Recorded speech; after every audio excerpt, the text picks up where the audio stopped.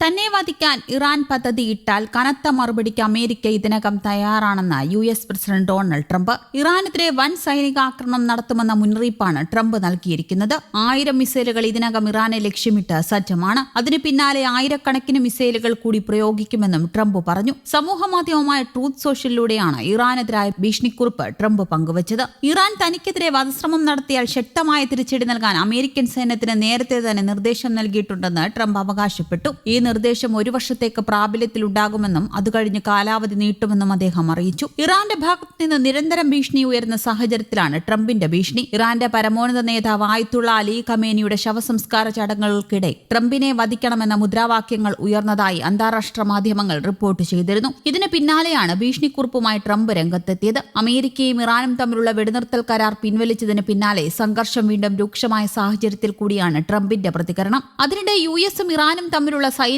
ഏറ്റുമുട്ടലുകൾ പുനരാരംഭിച്ച പശ്ചാത്തലത്തിൽ ഹോർമുസ് കടലിടുക്കിലെ ചരക്ക് കപ്പലുകൾക്ക് നേരെ നടത്തിയ ആക്രമണം തങ്ങളുടെ ഭാഗത്തു നിന്ന് സംഭവിച്ച ഒരു പിഴവാണെന്ന് ഇറാനിയൻ ഉദ്യോഗസ്ഥർ പ്രസിഡന്റ് ഡൊണാൾഡ് ട്രംപിന്റെ ഉപദേശകരോട് രഹസ്യമായി സമ്മതിച്ചതായി റിപ്പോർട്ടുകൾ പുറത്ത്. സമാധാന പ്രക്രിയ അട്ടിമറിക്കാൻ തീവ്രവാദികൾ ബോധപൂർവം തുരങ്കം വെച്ചതാണ് എന്നാണ് ചില ഇറാൻ വൃത്തങ്ങളെ ഉദ്ധരിച്ച് US മാധ്യമമായ CBS റിപ്പോർട്ട് ചെയ്തിരിക്കുന്നത്. വെടിനിർത്തൽ അവസാനിച്ചതായി ട്രംപ് പ്രഖ്യാപിച്ചെങ്കിലും നയതന്ത്ര ചർച്ചകൾ തുടരാനാണ് തങ്ങൾ ആഗ്രഹിക്കുന്നത് എന്ന സൂചനയും ഇറാൻ നൽകിയിട്ടുള്ളതായാണ് വിവരം. അതേസമയം വെടിനിർത്തൽ കരാറിന്റെ ലംഘനമായി കണക്കാക്കുന്ന ഈ സംഭവത്തിൽ ഇറാന്റെ ഭാഗത്തു നിന്നുള്ള പരസ്യമായ കുറ്റസമ്മതമാണ് വൈറ്റ് ഹൌസ് ആവശ്യപ്പെടുന്നത്. CBS റിപ്പോർട്ട് പ്രകാരം US-ഉമായുള്ള ചർച്ചകൾ അട്ടിമറിക്കാൻ ശ്രമിക്കുന്ന ഒരു കൂട്ടം തീവ്ര നിലപാടുകാരാണ് ഹോർമുസിൽ ആക്രമണം നടത്തിയത് എന്നാണ് ഇറാനിയൻ ഉദ്യോഗസ്ഥർ ട്രംപിന്റെ ഉപദേശകരോട് പറഞ്ഞിരിക്കുന്നത്. മുതിർന്ന US ഉദ്യോഗസ്ഥർ പറയുന്നതനുസരിച്ച് ഞങ്ങൾക്ക് പിഴച്ചു, ഹോർമുസിൽ ഞങ്ങൾക്കൊരു തെറ്റുപറ്റി, നമുക്ക് സമാധാന ചർച്ചകൾ തുടരാമെന്നാണ് ഇറാൻ പങ്കുവച്ചിരിക്കുന്ന സന്ദേശം. റിപ്പോർട്ടുകൾ പ്രകാരം ഇറാനിലെ ഭരണവ്യവസ്ഥയ്ക്കുള്ളിലെ ഒരു മോശ വിഭാഗമാണ് ചർച്ചകളെ അട്ടിമറിക്കാൻ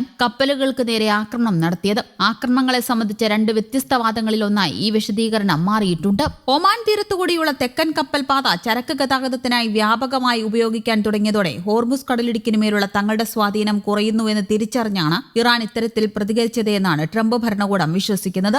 അതേസമയം US ഇറാൻ സമാധാന ചർച്ചകൾ ശനിയാഴ്ച ഒമാനിൽ പുനരാരംഭിക്കാൻ നിശ്ചയിച്ചിട്ടുണ്ട്. Vice president JD Vance, Jared Kushner, പ്രത്യേക പ്രതിനിധി Steve Witkoff, state secretary Marco Rubio എന്നിവരടങ്ങുന്ന തന്റെ ചർച്ചാ സംഘത്തോട് ഇറാനുമായി ചർച്ച തുടരാൻ പ്രസിഡന്റ് ട്രംപ് നിർദ്ദേശിച്ചിട്ടുണ്ട്. ഈ കൂടിക്കാഴ്ചയ്ക്ക് പിന്നാലെ ഹോർമുസ് കടലിടുക്ക് തുറന്നു തന്നെയായിരിക്കുമെന്നും സംഘർഷത്തിന് മുമ്പുള്ളതുപോലെ തന്നെ പാത കൈകാര്യം ചെയ്യുമെന്നും ഇറാൻ പരസ്യമായി പ്രസ്താവിക്കുമെന്നാണ് US പ്രതീക്ഷിക്കുന്നത്.